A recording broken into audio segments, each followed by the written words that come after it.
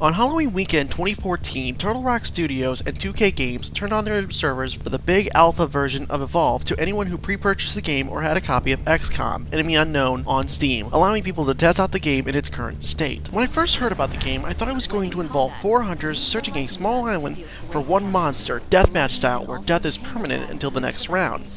We got this, kind of. And the little deviations from this idea are the things that make me feel as if this game will not live up to its hype. For the purpose of this video, I am not going to comment on bugs or glitches, and will discuss mostly gameplay in hopes of reaching the ears of Turtle Rock, so that they can make the proper adjustments needed to make this game worth the current asking price of $60. Even though I feel that in the end, this price is still too steep for this kind of game. The first issue that I had encountered was the objectives of both parties. The objective of the hunter is just to kill the monster. But what about staying alive? This game allows you to respawn, even though the respawn timer is 120 seconds. That's right, death is not permanent, and you're punished for noob moves with a long wait time. The game even tells you it's the future. Don't question why you can respawn.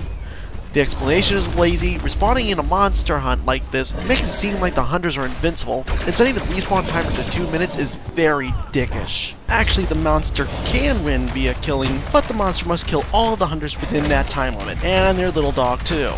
The hunters are accompanied by a dog-like monster named Daisy, who can track the monster and revive hunters who have fallen but can still get up. Daisy is a great idea for beginners against a computer-controlled monster for the purposes of training with a certain role, but I feel that she can give a competitive edge to the hunters by finding the monster for the hunters quickly, who can in turn take it down. If Daisy has to be left in, perhaps it would be better just to leave her in for low-level play only. Continuing with objectives, guess what the monster has to do?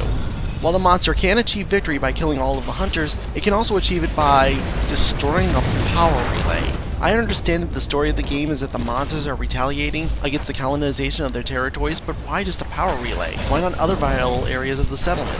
Speaking of the monster, while playing as the monster is really cool, you're also at a great disadvantage for several reasons.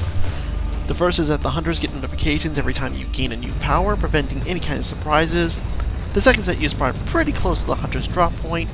This means that if you play anything less than really smart, they can track you down quickly before you've had any time to power up at all. While I'm thinking about this, while the graphics look nice, nothing about them stand out. It's a pain that I see in a lot of modern games where the colors are either washed out or they are just traditional jungle colors. Lots of browns and dark greens. While I don't expect the inhabitants of the alien planet to look like it was from James Cameron's Avatar, I do expect it to look a bit more colorful and exotic as opposed to being just another brown shooter. Finally, there is the reward system. You level up each character individually by performing a set of tasks that, quite frankly, take forever to do.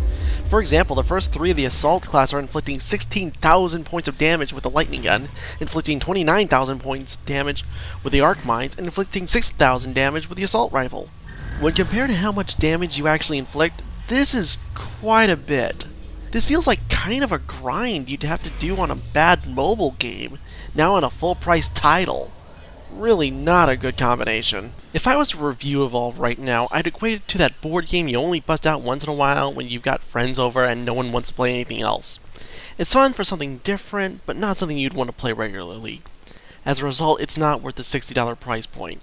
Either this game needs a solid single-player mode, while the multiplayer mode is greatly enhanced, or the price needs to be cut by half before this game is worth a damn.